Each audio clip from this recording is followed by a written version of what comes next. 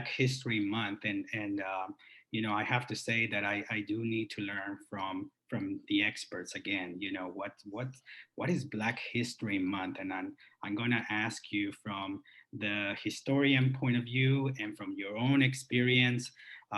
What is Black history, and why should our young students celebrate Black history? You know, I think that that is something that I am very interested to hear from your point of view. And so if we can start with Coach Davis, you know, what is Black History Month? Why do we celebrate it? Why should our students celebrate Black History Month? Okay, to me, Black History Month is a time of reflection where we can reflect on our, journey in the Americas, from slavery through Reconstruction, through um, the Harlem Renaissance, and us redefining ourselves through the civil rights era through today, and stand on the shoulders of our ancestors and really set some goals for ourselves. Okay, and really take advantage of the things that have been gained throughout our sojourn here in America. It just makes me so proud when I look at all of the cultural achievements that Black people have made in America, not just in America, but in the world. It makes me so happy when I look at my own life, like I was telling you, and look at how in the context of my life, I was put in a position to really benefit from that. And I want to make my ancestors proud. I want to, make my parents and who are deceased, and my grandparents and my great grandparents, proud of me, to where they could look at me and say, this is what the American dream is. We wanted to pay this forward for the next generation, and son, we're proud of you. So it's a time for goal setting. It's a time of redefining ourselves. It's a time to make a commitment to self, to good character, to being responsible, and all of these things that will carry on the dignity of our race. It's a time for us to put out positive images of ourselves, as opposed to what a lot of things that are shown in the media, where it might only be negative images that the media projects. But we know within our hearts and within our communities that there's a lot of love, there's a lot of respect, there's good character. And the same thing with Dorsey High School. If there was anything that I wanted a person to know about Dorsey High School, is that there's an environment there where someone's going to love you, and someone's going to put their hands on you and impart some knowledge and impart some positivity to you. And that's why I chose for all of my daughters to attend Dorsey, and my wife as well. It's been a wonderful experience. So to summarize your question, Mr. Malta, Black History Month is a time for us to really, really appreciate ourselves and really be able to just talk about all the positive accomplishments that we have made and we will continue to make in the future. Wow, thank you. Thank you so much, Coach Davis. Dr. Singleton, what else can you add to that? Well, it's hard to add anything to what Coach Davis is saying. I mean,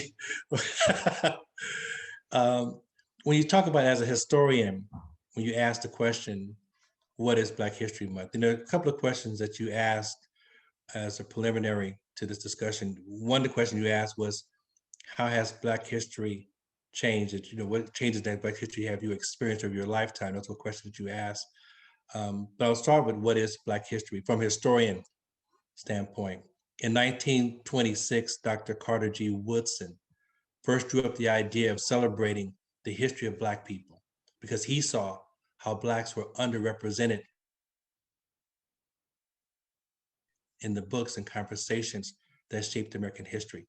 50 years later, President Gerald Ford made Black History Month a national occurrence. So that's the history of that. And Dr. Woodson chose February for Black History Month because February was the birthdays of both Abraham Lincoln, February 12th, and of Black abolitionist Frederick Douglass on February 14th.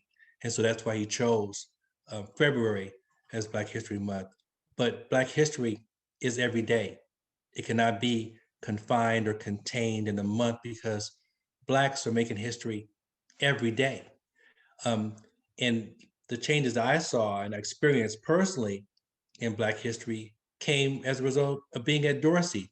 Because when Senator Barack Obama came to Rancho Cienega Park, he was campaigning for president, I was there with my academic decathlon team.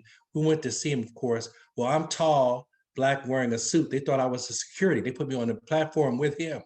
And, and it was so funny because he was kind and thoughtful. He shook my hand and thanked me for being there. I wasn't security. I was just a teacher with my kids. But so I met Barack Obama, who made history by becoming the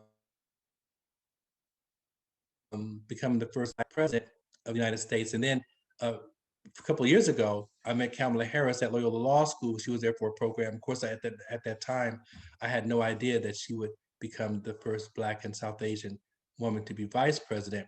So at Dorsey, I've experienced a lot of Black history because when I first came to Dorsey, I took young people on a civil rights tour. And we went through the South where we met and spent time with John Lewis and Reverend Fred Shuttlesworth. And we met Billy Cowles, who was the last person to see Dr. King alive. So we spent time with them and talked with them. And so I've seen a lot of changes come about in Black history because of my position at Dorsey High School. And the message to young men is, Barack Obama made history, Kamala Harris made history, and you, as a young man, can make history. When you're the first person in your family to get your degree, or you're the first person in your family to be a supervisor on your job, or the first person in your family to succeed at your own business, you're making history. When you make a commitment to your family to never leave them, perhaps becoming the father you never had, you're making history because you are Black history, and Black history is you. So celebrate.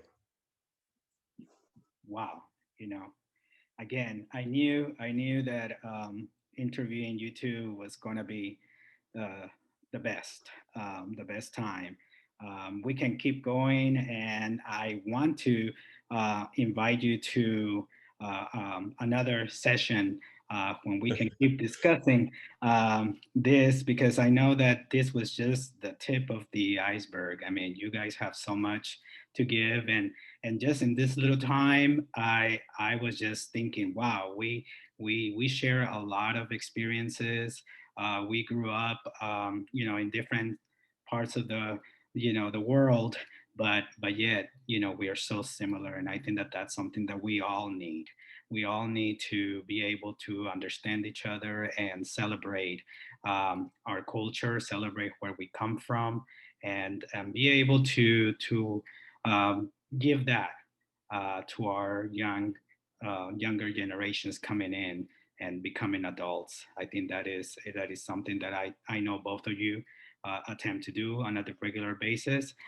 If you're like me, I didn't think I was going to be somebody's mentor, and when somebody says that is thanks to you that I am who I am, I mean that just, you cannot buy that. You cannot. Can't buy that. So I thank you both. I know that this is not the last time that we're going to talk. There's so much more, but for today, thank you so much. I appreciate your time and the information that you brought to this episode of the Green Spotlight. Thank you. Appreciate the Thank platform. you, Mr. Martha, for putting this together. This was Everything you're one. doing. Appreciate you very much. I,